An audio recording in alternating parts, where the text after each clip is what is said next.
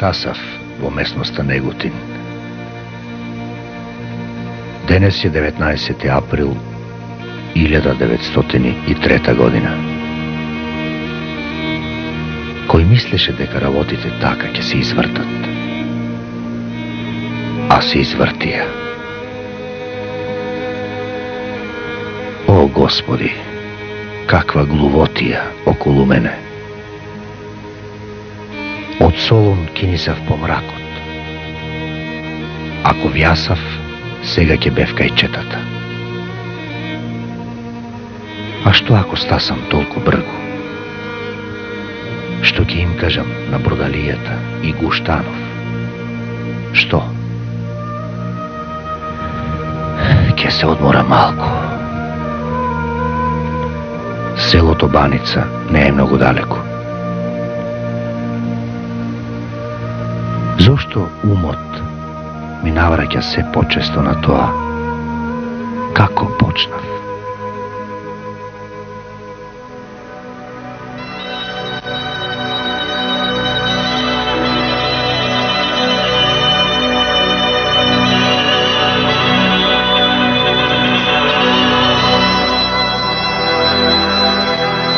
Здраво се бев затрчал уште кога станав учител во Штипско Ново село.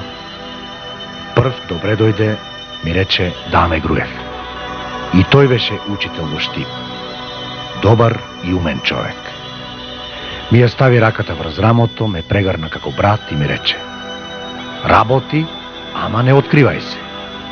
Зашто човек повеќе непријатели има отколку пријатели. Ха, си реков, братот си има искуство. Треба да го послушам.